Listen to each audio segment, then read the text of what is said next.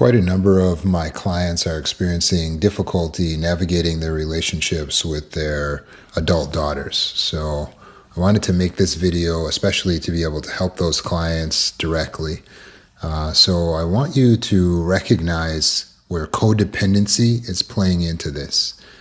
So when it comes to codependency, you got to recognize that you're a survivor of trauma.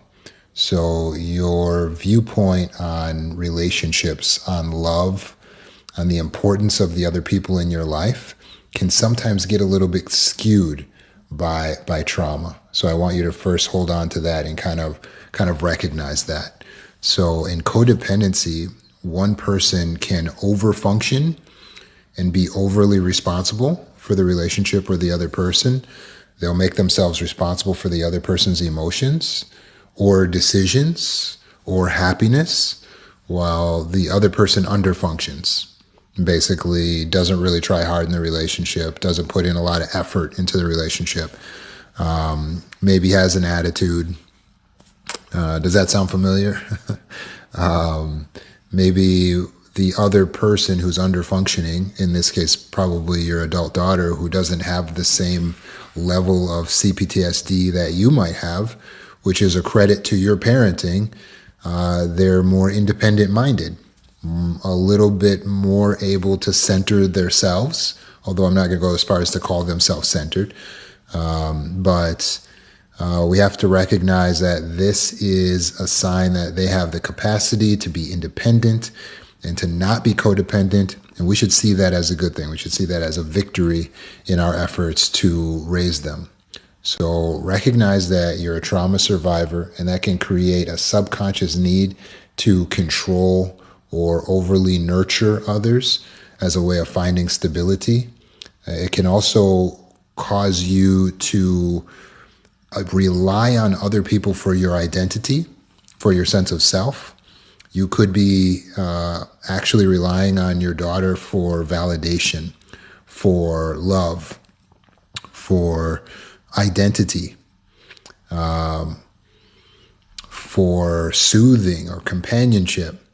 And all of that would be codependent, meaning it's not actually a healthy dynamic for you and your adult daughter, for you to rely on her for those things.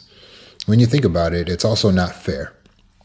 I know that you may want her to be your best friend or one of your best friends, but that's not really what she's here on earth to do. And it's not your wish to make her codependent with you. That was never your goal. Your responsibility relies with you to find your validation, to find your identity, to find your love outside of just this one person or this relationship with your daughter, or any relationships with people. You shouldn't look for your identity, validation, and love from your relationships with people. Where do you get it? You have to get it from a stable source, because people are not stable sources of love, validation, and identity. Again, other people are not stable sources of love, validation. So where do you look for it? You got to go upstairs to your relationship with God. This is a spiritual issue. Validation needs to come from God. Love needs to come from God. And your identity also comes from God and your relationship with Him.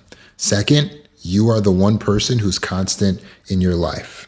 So it's your job to provide yourself with the love, with the validation, with the consistency. You're the person who can always be there, not your daughter. She can't always be there. So you're not responsible for her choices, for her happiness, for her success, and she's not responsible for your love, validation, companionship, identity. Does that make sense? So you have to start focusing now on individualizing more so than ever. She's an adult, so you're just two adults now. It was where she relied on you for life. But gradually, because you were a good mom, she became more and more independent, which is good. That's what you were supposed to do. But now that she's basically 100% independent, except for needing a little financial help here and there, you have to get refocused now or maybe focus for the first time on carving out your own legacy in life. And your legacy is not just your children. Your legacy has to do with the things that you're going to accomplish with all of your resources. You are not just made a baby-making factory. You need to focus on your own dreams, your own needs, self-care. You need to advocate for yourself in the relationship, in your life. So this requires spending time away from your daughter or other people in prayer, in meditation, getting connected with what you actually want, and then creating a plan for pursuing that. And that's why I always talk about purpose. That needs to be your focus in life, not this relationship or what's the latest with your daughter and how she's feeling with you and how she's treating you. Oh, she's treating me this way today, so now my whole life has to fall apart. That's codependency. Your life should not change based on how someone is treating you. You're not a prisoner of war. You are not behind enemy lines, not anymore. You grew up that way, perhaps, if you had a narcissistic parent. That was how you grew up. You were a prisoner to their feelings, to their emotions. But now you need to focus on your own ability to go after your own happiness and not worry about whether she's happy or not. That's not your job anymore. So one of the big things here is going to be articulating and setting boundaries. You got to be able to speak up and say, this is what I need you to do, or here's what I need from you in terms of how they interact. You know, I need respect in this way, and make it very clear. Don't mock me. Don't ignore me. Don't suck your teeth at me. Whatever specifically you need, those are your boundaries. Boundaries include the rules. They include the standards that we set, and you have every right to set those in every relationship with every adult, especially one with your adult daughter. So speak up for what you need. Now, you may be afraid of the confrontation because ultimately what you're afraid of is losing your daughter. So do your meditative work ahead of time.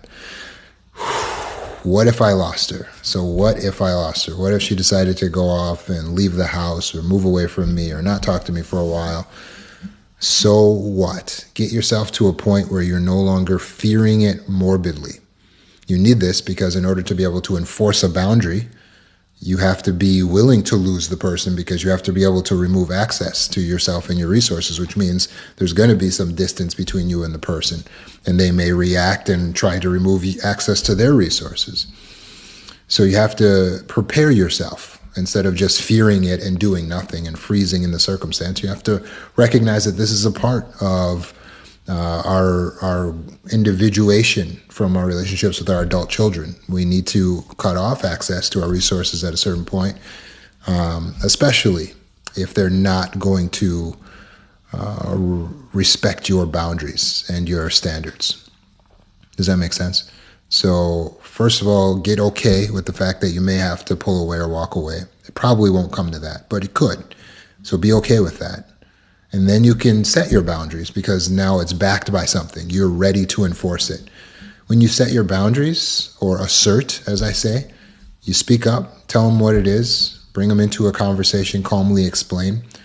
But from there, if they still don't follow it, you can be as patient as you want. You can come back again and again and again and reassert.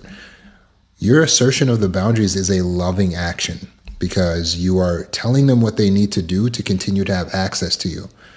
But what happens when you don't assert your boundaries is you're not taking the most loving action because you're not helping them to prepare them to be a person that can continue to have access to you and your resources. Does that make sense? So leaving them as they are and not telling them what it is you want, expect, need, avoiding the confrontation is not loving. It's not loving. Having the confrontation is the loving thing to do. And enforcing your boundaries is loving as well, because it helps people to realize where you actually stand so that they can treat you in a way that you actually appreciate so that you don't hate them. If we go down the road of just people pleasing and holding back, you're going to end up hating your daughter, and we don't want that. So You also have to empower them to handle their own responsibilities, step back from fixing everything for them, take a step back from jumping in to everything, only give the advice when it's asked for. And you got to model independence yourself, show through your actions how you got your life together. You're focused on prioritizing your needs and your wants, and you're creating balance in your life and pursuing your purpose. Does that make sense? Notice if you're getting triggered into guilt or fear. Don't be codependent, worried about the other person over yourself. There are two people to worry about, two children to care for, you and the other person, not just the other person. And by the way, that one's not a child anymore, but your inner child always stays with you. So hopefully these tips have been helpful for you, and these reminders can help you. Make sure you're doing your sessions with me every week, and that's going to help tremendously as well. Talk to you soon.